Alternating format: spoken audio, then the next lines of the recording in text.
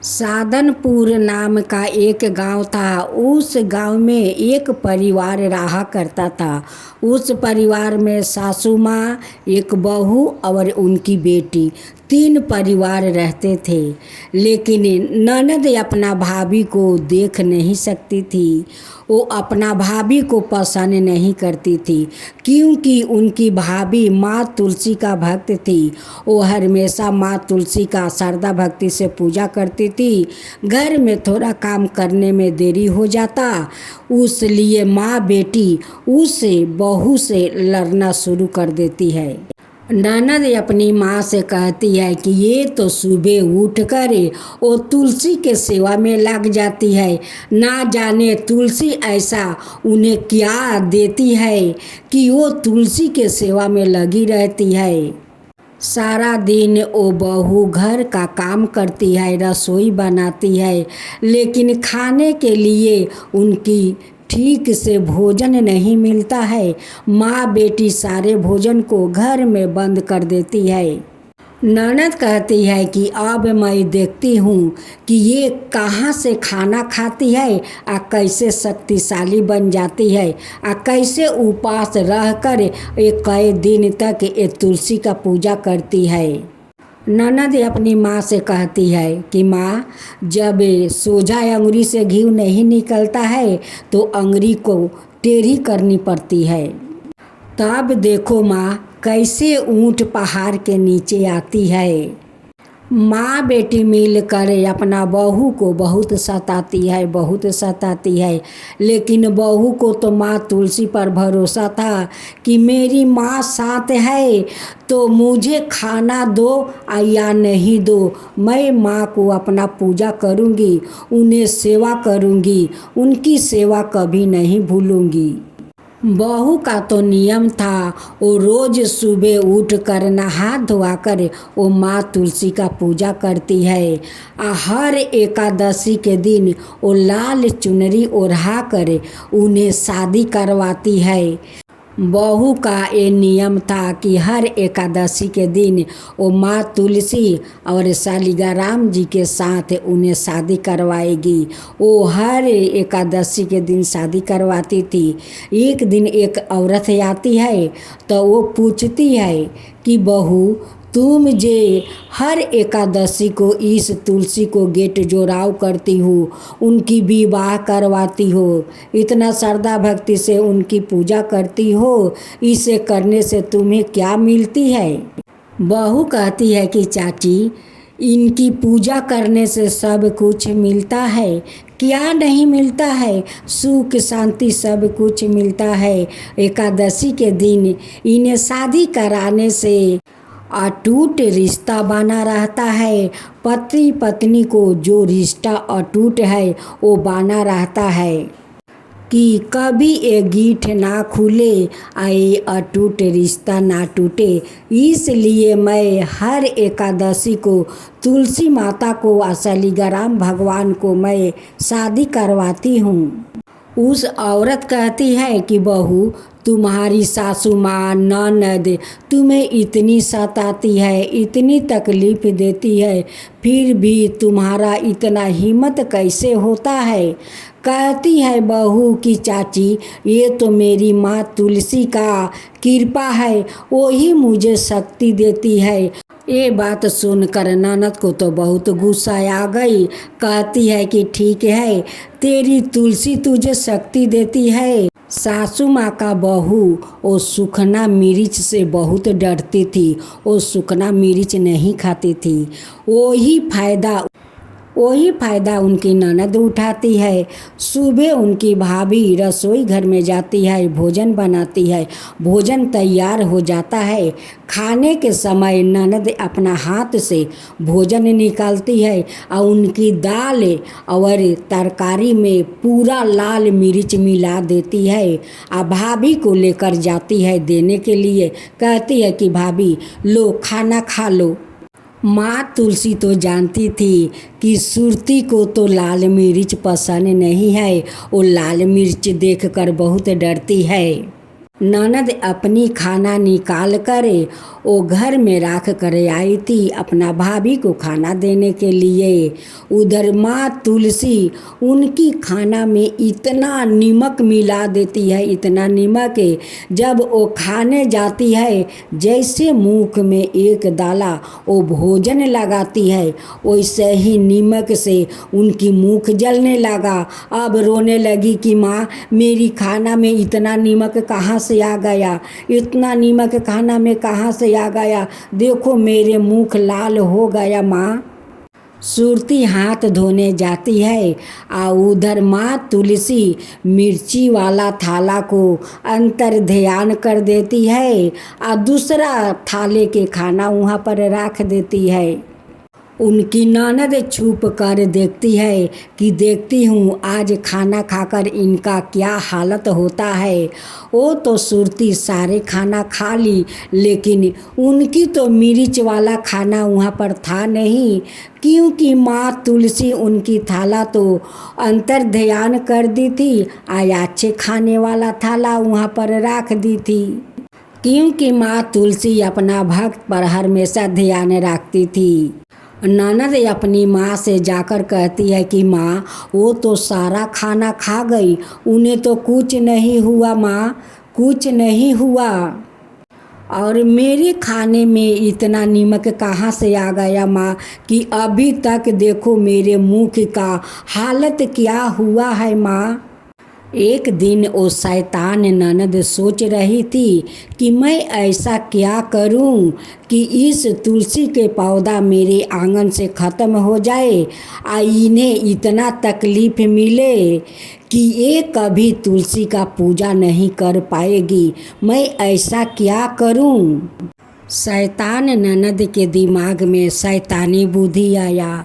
दूसरा दिन उनकी भाभी तुलसी मंदिर का चौरा लीप पोत कर वहाँ पूजा का संग्रह रखती है, एक लोटा जल रखती है और घर में लाने के लिए कुछ चली जाती है। उसी क्षण में वो शैतान ननद वो लोटे के पानी फेंक देती है और उसमें तेजाब भर कर रख देती है कि ये तेजाब उस तुलसी पर चढ़ाएगी तो तुलसी तो जड़ पुर जाएगा, तो फिर वो पूजा नहीं कर पाएगी। यही सोचकर वो लोटा के पानी फेंक देती है और तेजाब उसमें भर देती है और छिप कर देखती है। शैतान ननद अपना भाभी के तरह वो सुंदर बनना चाहती थी। रोज वो हल्दी का उपटन अपना मुख में लगाती है। वो उपटन पीस कर एक कटोरे में रखी थी। माँ तुलसी जाकर उस लोटे के तेजाब उसे उपटन में मिला देती है और लोटा में जल भरकर तुलसी मंदिर पर रख देती है।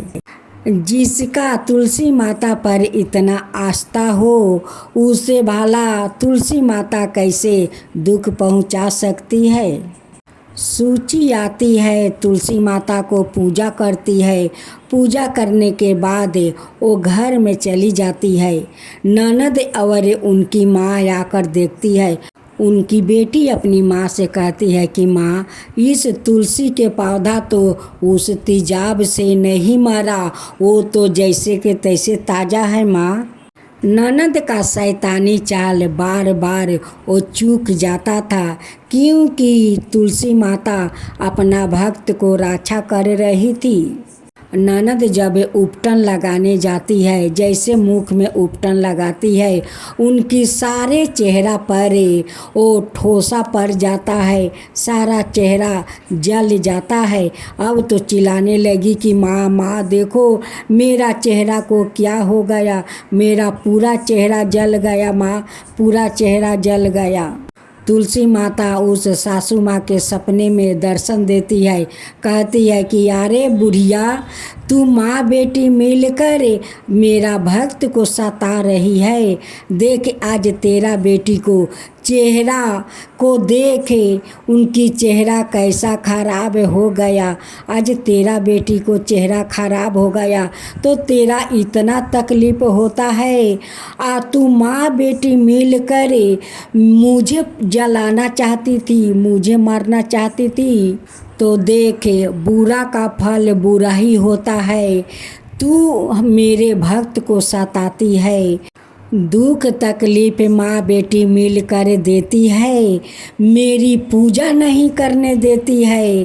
तू बार बार उसे मारने को तू कोशिश करती है और मैं बार बार अपना भक्त को बचाती हूँ। अरे तू क्या मेरे भक्त को मारेगी? बुरा का फल देख तेरे बेटी का आज बुरा हुआ है। आज तेरी बेटी दुख तकलीफ में वो तड़प रही है। आज तेरे कलेजा को तो शांति मिल जाएगा। सासू माँ सपने में हाथ जोड़कर माँ तुलसी से क्षमा मांगती है। कहती है कि माँ हम तो मूर्ख है, बहुत मूर्ख है। हम आपको पहचान नहीं पाए, आपको भक्त को पहचान नहीं पाए। हम लोग आपको हटाने के लिए इस आंगन से बहुत कोशिश किया माँ, बहुत कोशिश किया। मुझे क्षमा कर दीजिए, मैं पापिन हूँ। इस पापिन को क्षमा कर दो माँ, कर दो। मैं भी आपको श्रद्धा भक्ति से पूजा करूँगी। हर एकादशी को शालिग्राम जी के साथ आपको शादी करवाऊँगी। मुझे क्षमा कर दीजिए, मेरा बेटी को चेहरा ठीक कर दीजिए। हे तुलसी माता, चेहरा ठीक कर दीजिए। माँ बेटी मिल कर अब तो माँ तुलसी का श्रद्धा भक्ति से पूजा करने लगती है। माँ बेटी को श्रद्धा भक्ति देखकर माँ तुलसी को दया आ जाता है। माँ तुलसी उनकी बेटी को चेहरा को ठीक कर देती है और कहती है कि देखो, किसी के साथ बुरा करना नहीं चाहिए, कोई भगवान से हिंसा करना नहीं चाहिए। जो मनुष्य मेरा श्रद्धा भक्ति से पूजा करेगा उन पर मैं प्रसन्न होकर जो वर मांगेंगे वही मैं दूंगी। लेकिन मन में श्रद्धा भक्ति होना चाहिए, मन को सफैया होना चाहिए, तभी माँ तुलसी उन पर प्रसन्न होती है, उनकी मन चाहा वर देती है।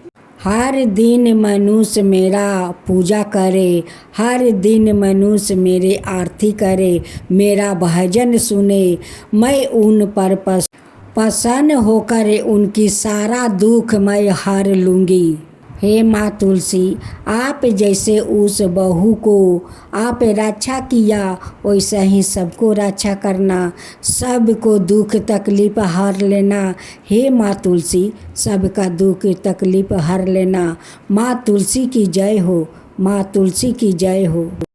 जय जय तुलसी माता, जय जय तुलसी माता, सब जग की सुखदाता वरदाता। जय जय तुलसी माता, जय जय तुलसी माता। सब योग के ऊपर, सब रोग के ऊपर, रुज से रक्षा करके भाव तराता। जय तुलसी माता, रुज से रक्षा करके भाव तराता। जय तुलसी माता।